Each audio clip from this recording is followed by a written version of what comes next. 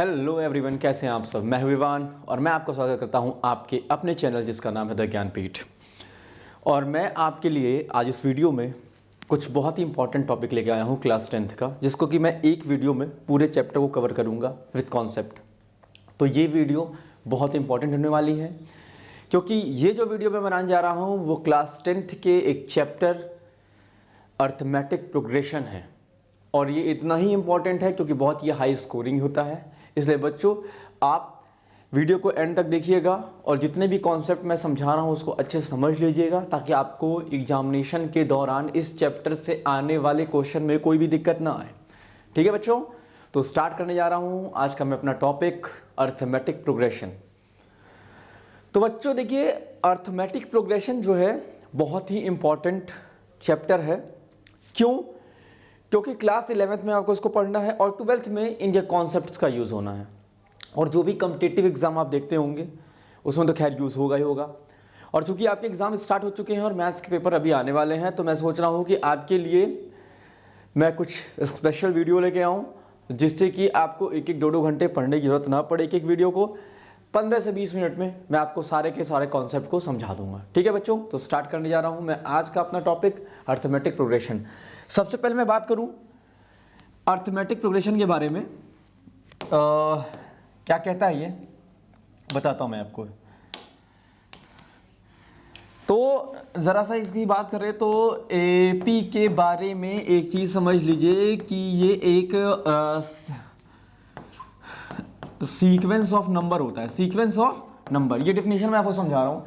Sequence of number होता है जिसमें कि टर्म और प्रीसीडिंग टर्म के बीच का जो डिफरेंस होता है वो हमेशा कांस्टेंट रहता है। क्या रहता है बेटा? कांस्टेंट, या तो बोलो सेम रहता है। फिर से मैं बोलूं, एक ऐसा सीक्वेंस नंबर का जिनके बीच में टर्म और प्रीसीडिंग टर्म्स के बीच का जो डिफरेंस होता है वो क्या रहता है? कांस्टेंट रहता है, सेम रहता है। ठीक है, अगर मैं एक बार दोबारा समझाऊं तो sequence of number in which the term and preceding term difference always same. ठीक है, जैसे कि अब जैसे आपको मैंने ये डिफरेंशिएशन समझाई लेकिन आपको समझ में नहीं आया, तो मेरी एक बात समझिए, मैं आपको एग्जांपल समझाता हूँ क्योंकि मैथमेटिक्स में एग्जांपल बहुत मायने रखता है, ये डिफरेंशिएशन मायने रखता है। जैसे मान लीजिए एक मैंने सीक्वेंस लिखा नंबर का 2 4 6 8 डॉट डॉट डॉट।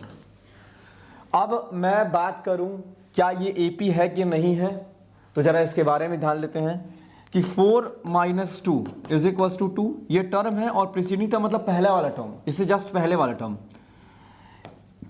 6 - 4 और 8 - 6, आप इनके बीच का डिफरेंस देखिएगा। 6 - 4 तब भी 2 आ रहा है और 8 - 6 तब भी तुम्हारा क्या आ रहा है बेटा? 2। ये देखिए जो डिफरेंस है टर्म और प्रीसीडिंग टर्म्स के बीच के, वो क्या है? आपके सेम है। इसलिए जो सीक्वेंस है नंबर का वो क्या कहलाएगा? आपका एपी में कहलाएगा।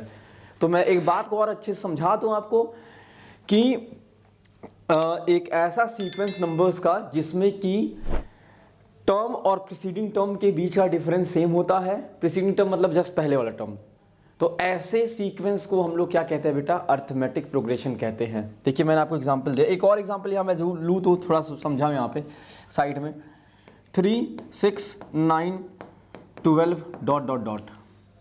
अब मैं ये बोलूं कि जरा इनके बीच का डिफरेंस देखिए, आप देखिए समझिएगा, टर्म और प्रीसीडिंग टर्म। 3 - 6 नहीं करें कभी भी, ये गलत होता है।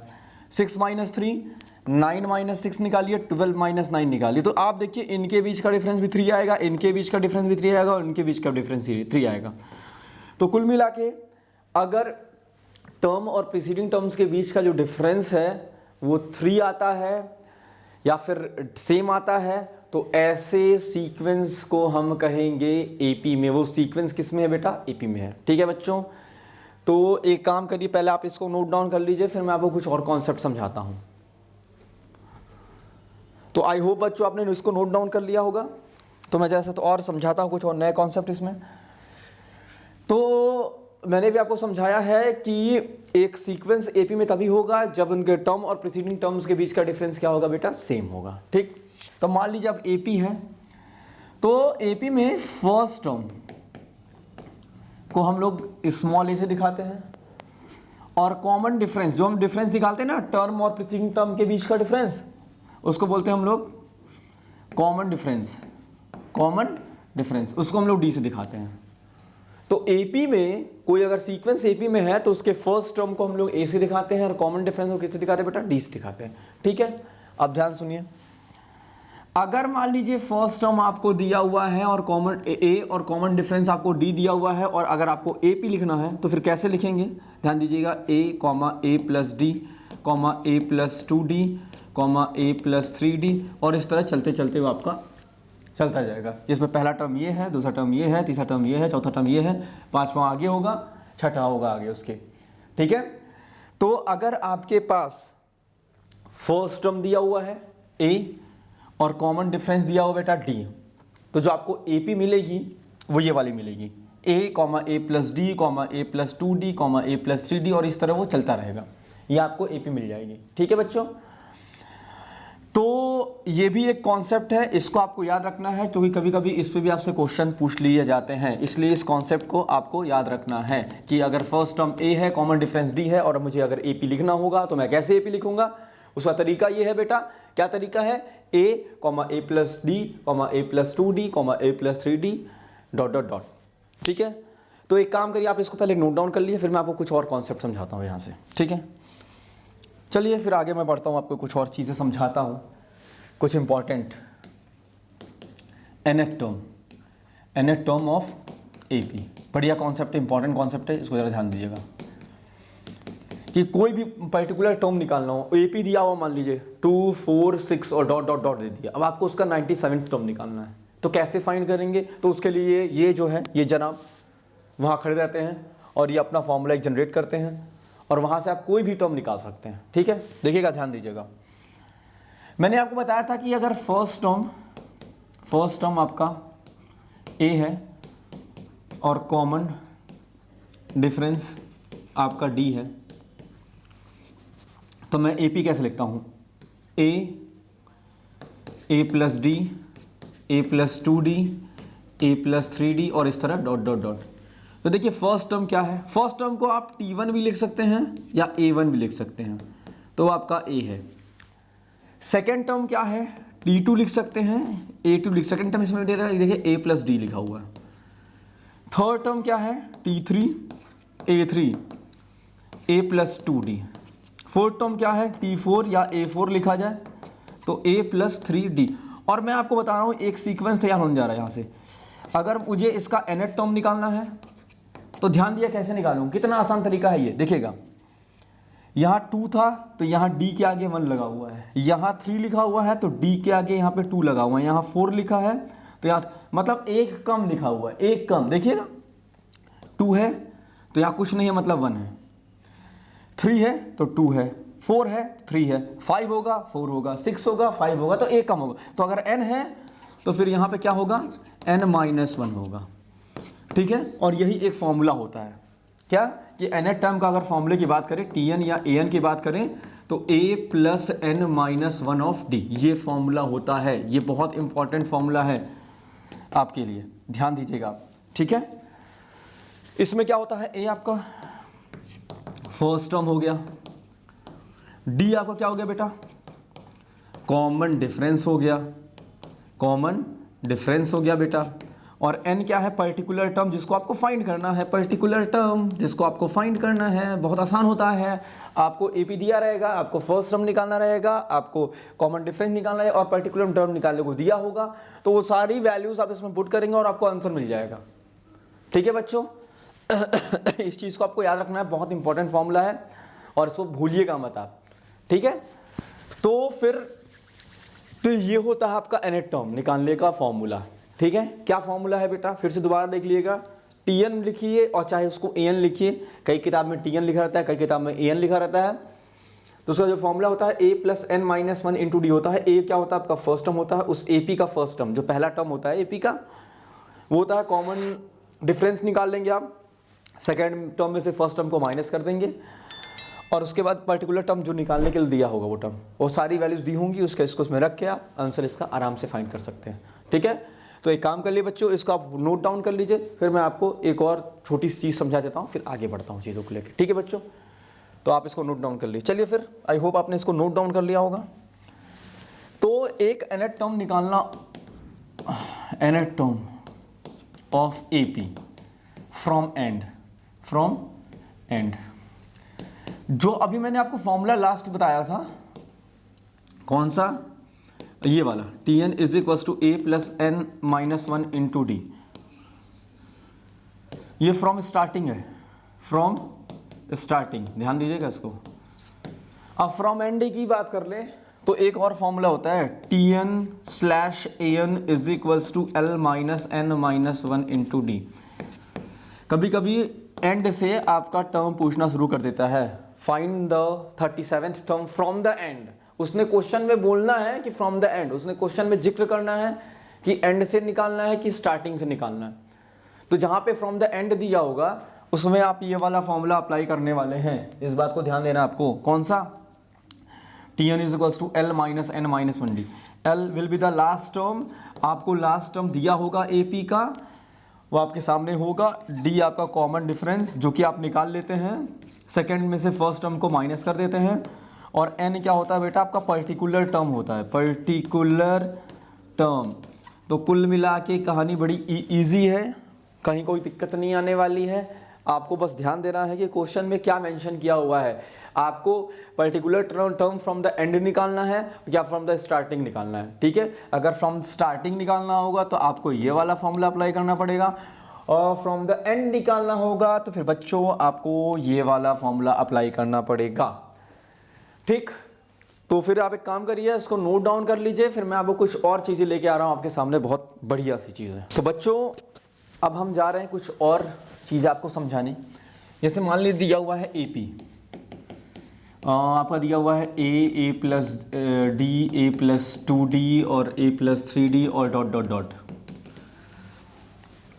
अब आपको निकालना है sum of first n terms, sum of first n terms, मतलब n, मान लीजिए n टर्म्स का हमको सम निकालना फर्स्ट, स्टार्टिंग से, फर्स्ट का मतलब है स्टार्टिंग से, फ्रॉम स्टार्टिंग। ठीक है, तो उसका जो फॉर्मूला होगा Sn is equals to n/2 2a plus n minus 1 into D. ठीक है, ये होता है सम निकालने का formula, sum of first n terms. n क्या है, number of terms to be added, number of terms, हाँ, टू बी एडेड। और बेटा आपका a तो आपको पता ही है क्या होता है, फर्स्ट टर्म होता है, फर्स्ट टर्म, और d आपका क्या होता है बेटा, कॉमन डिफरेंस, कॉमन डिफरेंस। तो आपको n की वैल्यू पुट कर देनी है, a की वैल्यू पुट कर देनी है, d की वैल्यू पुट कर देनी है, और आपका जो सम है वो निकल जाएगा। आपसे क्वेश्चन पूछिएगा सम का, सम वाले जितने भी क्वेश्चंस होते हैं वो इस पर सॉल्व होते हैं। हाँ ध्यान दीजिएगा, ये फ्रॉम द स्टार्टिंग है, from the starting, some of first 10 terms, तो स्टार्टिंग के 10 टर्म्स को जोड़ना। सम ऑफ फर्स्ट 10 टर्म का मतलब स्टार्टिंग के 10 टर्म्स को जोड़ना। सम ऑफ 5 टर्म्स का मतलब स्टार्टिंग के 5 टर्म्स को जोड़ना। सम ऑफ n टर्म्स का मतलब, सम ऑफ फर्स्ट 10 टर्म्स का मतलब कि स्टार्टिंग के n टर्म्स को जोड़ना। तो उसके लिए जो फॉर्मूला आपको अप्लाई करना है वो ये वाला फॉर्मूला अप्लाई करना है जो मैंने यहाँ लिखवा दिया आपको। क्या, Sn is equal to n/2 2a plus n minus 1 into D. ठीक है, ये आप अप्लाई करेंगे और इस पर क्वेश्चन सॉल्व करेंगे सम वाले। ठीक, तो उस दौरान एक और फॉर्मूला तैयार होता है सम का ही, वो फ्रॉम द एंड होता है। ठीक है, पहले आप इसको नोट डाउन कर लीजिए, फिर मैं वो भी फॉर्मूला आपके सामने लाता हूँ। क्या, जरा देखिएगा, नोट करिए इसको बेटा। ठीक है, आई होप आपने नोट कर लिया होगा। तो एक और फॉर्मूला होता है कि अगर मान लीजिए आपका AP दिया हुआ है A plus D, A plus 2D, और आपको सम निकालना है और लास्ट टर्म दिया हुआ है, तो फिर फॉर्मूला अप्लाई करेंगे A प्लस L। ये सिंपल फॉर्मूला आपको अप्लाई करना है। और अभी मैंने इससे पहले एक फॉर्मूला बताया था, Sn is equal to n/2 2a plus n minus 1 into D.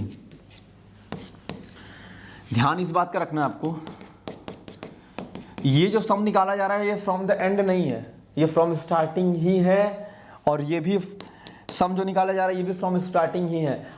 फर्क इतना सा है कि ये आप फॉर्मूला तब अप्लाई करिएगा जब वो एपी का लास्ट टर्म दिया होगा, और ये फॉर्मूला तब अप्लाई कीजिएगा जब एपी में लास्ट टर्म नहीं दिया होगा। तो स्टार्टिंग के आप ये स्टार्टिंग वाले टर्म्स का यूज़ कर लीजिएगा। हाँ, अगर एपी में लास्ट टर्म दिया होगा तो बेटा आप लोग ये वाला फॉर्मूला अप्लाई करिएगा, ठीक है।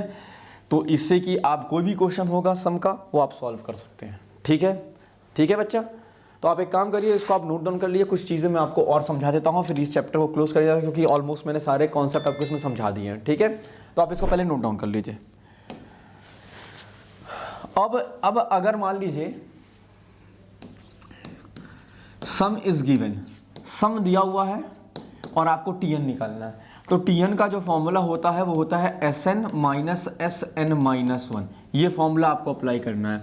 और मैं आपको बता दूं ये फॉर्मूला बड़ा कंफ्यूजिंग होता है कि बच्चे कहते हैं sir S N minus one कैसे निकालेंगे। तो मान लीजिए अगर आपके पास, मैं एग्जाम्पल लिख दे रहा हूँ, समझा रहा हूँ। अगर मान लीजिए एस एन आपको दिया होगा 4n+3 और आपको इसका टीएन निकालना होगा, तो कैसे अप्लाई करेंगे? पहले तो आप Sn-1 निकालेंगे। तो बेटा Sn-1 ऐसे निकालते हैं, जहां जहां इसमें n होगा वहां वहां n-1 रख देंगे। तो देखिएगा 4 लिख देता हूं, 3 लिख देता हूं, बीच में प्लस लिख देता हूं। हाँ, यहाँ n है तो n की जगह n-1 लिख दूंगा, n-1। अब क्या होगा बच्चा? 4n-4 और +3 कितना होगा बेटा? 4n-1 हो गया। ये आपका Sn-1 निकल गया। और आपको निकालना है टीएन। तो टीएन का फॉर्मूला क्या होता है? Sn minus Sn-1। तो Sn तो क्वेश्चन में दे रखा कितना? 4n+3 और माइनस Sn-1 आपने निकाला है 4n-1। जैसे सॉल्व करते हैं 4n-3 और -4n और -+1, ये 4n कैंसिल और कितना आया? 4। तो टीएन की वैल्यू कितनी आ गई आपकी? 4। तो आपको इससे परेशान होने की जरूरत नहीं है, इसीलिए मैंने केवल फॉर्मूला नहीं बताया आपको, साथ में इसके एग्जाम्पल समझा दिया है, जिससे कि आपको दिक्कत ना ही आए। इसके मद्देनजर रखते हुए मैं आपको पूरा ये एग्जांपल देके समझा दिया हूँ कि इस फॉर्मूले को कैसे आपको अप्लाई करना है। क्योंकि फॉर्मूला ही केवल नहीं होता है कि मायने कि आप फॉर्मूला लिख दिया मैंने और आप सीख गए। नहीं, अप्लाई तो करना सीख लीजिए। कैसे अप्लाई करते हैं इसको? तो इस तरीके से इस फॉर्मूले को अप्लाई करेंगे। कब? जब सम दिया होगा और आपको nth टर्म निकालना, मतलब Sn दिया होगा और Tn निकालना होगा, तो उसके लिए आपको ये फॉर्मूला अप्लाई करना है। ठीक है बच्चों, तो एक लास्ट टॉपिक और है, उसको आप समझ लीजिए। फिलहाल आप इसको नोट डाउन कर लीजिए, फिर मैं आपको लास्ट टॉपिक को समझा देता हूँ। ठीक है, चलिए, आई होप आपने इसको नोट डाउन कर लिया होगा। चलिए फाइनली देखते हैं अर्थमेटिक मीन। अर्थमेटिक मीन क्या होता है बच्चों? तो अर्थमेटिक मीन क्या होता है, ध्यान सुनिएगा। Let there are 2 numbers, let there are 2 number लिखते हैं, 2 नंबर।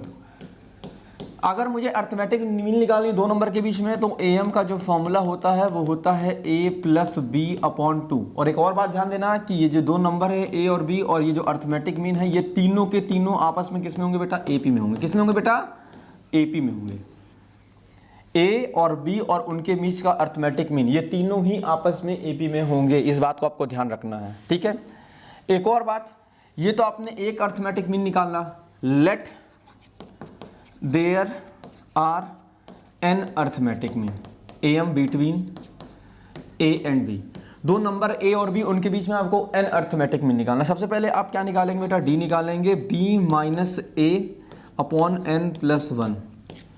n क्या आपका? जितने आपको अर्थमेटिक मीन निकालने हो। अगर 2 निकालना होगा अर्थमेटिक मीन तो n की वैल्यू 2 होगी, और अगर 4 अर्थमेटिक मीन निकालना होगा तो n की वैल्यू 4 होगी। तो पहले d निकालेंगे, फिर आप a1 निकालेंगे, फिर a2 निकालेंगे, फिर a3 निकालेंगे, और इस तरह a4 निकालेंगे। तो a1 का फॉर्मूला होगा a + d। तो a आपको ये दिया होगा यहाँ पे, और d आपने यहाँ निकाला है। अगर a2 निकालना होगा तो a + 2d, a3 निकालना होगा तो a + 3d, और इस तरह a4 निकालना होगा तो a + 4d। इस तरह निकालते जाएंगे आप अर्थमेटिक मीन। ये आपका अर्थमेटिक मीन है। ठीक है बच्चों, वैसे तो अर्थमेटिक मीन से बहुत कम क्वेश्चन आने के चांसेस होते हैं, फिर भी लेकिन आपको मैं कॉन्सेप्ट समझा दे रहा हूँ। और एक और बात ध्यान दीजिएगा, इसको फिलहाल आप नोट डाउन कर लीजिए पहले, क्योंकि ये बहुत ज़्यादा इंपॉर्टेंट मैं नहीं समझता हूँ। जो इंपॉर्टेंट है मैंने आपको समझा दिया। अगर हाँ क्वेश्चन आते हैं, देखिए अब क्या प्रिडिक्शन है, आजकल तो इतना फ्लक्चुएशन कर रहा है सीबीएसई अपने हिसाब से पेपर बना रहा है, अच्छा पेपर बना रहे हैं लोग। तो क्या आता है क्या नहीं आता है, लेकिन हमें तो अपना सारा कॉन्सेप्ट तैयार करके ही जाना पड़ेगा। इसलिए मैंने आपको ये कॉन्सेप्ट समझा दिया है, आप इसको नोट डाउन कर लीजिए, फिर मैं आपको कुछ और चीज़ें समझाता हूँ।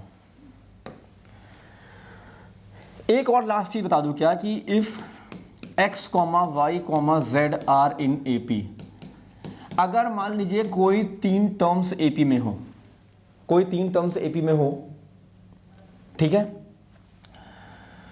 तो एक चीज होती है कि अगर ये तीनों एपी में है तो इनके बीच का जो कॉमन डिफरेंस है वो सेम होगा। मैंने बताया था कि अगर कोई नंबर्स एपी में होते हैं तो उनके बीच का कॉमन डिफरेंस सेम होगा था। तो बेटा y minus X is equals to Z minus Y, इनके बीच का डिफरेंस और इनके बीच का डिफरेंस दोनों सेम रहेगा। लिख दिया मैंने।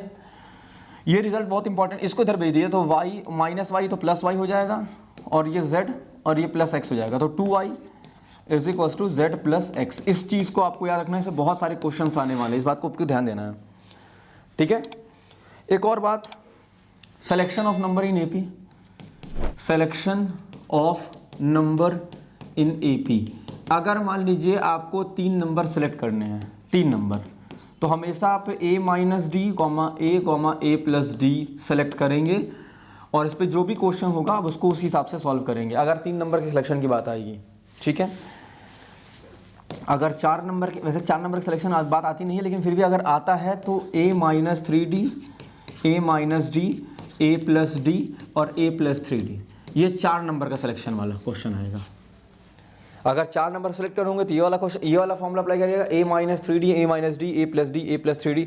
और अगर 3 नंबर सेलेक्ट करने होंगे आपको एपी में तो आप फिर a minus D, a plus D select करेंगे, ठीक है। और बाकी मैंने आपको ये समझा दिया कि अगर 3 नंबर एपी में होंगे तो उनके बीच का जो कॉमन डिफरेंस होगा वो बच्चों सेम होगा, तो ये अप्लाई करेंगे तो एक रिजल्ट आपको निकल के आएगा। तो ये आपका पूरा ये एपी चैप्टर को मैंने एक इस वीडियो में कंप्लीट फुल कॉन्सेप्ट आपको यहाँ दे दिया है।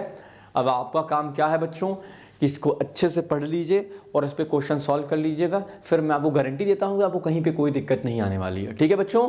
तो इसी तरह मेरे साथ जुड़े रहिए। आपको वीडियो अच्छा लगा होगा तो लाइक करिएगा, सब्सक्राइब करिएगा और ज़्यादा से ज़्यादा शेयर करिएगा ताकि मुझे मोटिवेशन मिले, मुझे खुशी मिले, मैं और आपके लिए इस तरीके के वीडियो लेके आऊँ, ठीक है बच्चों। तब तक के लिए have a great day, bye bye, take care.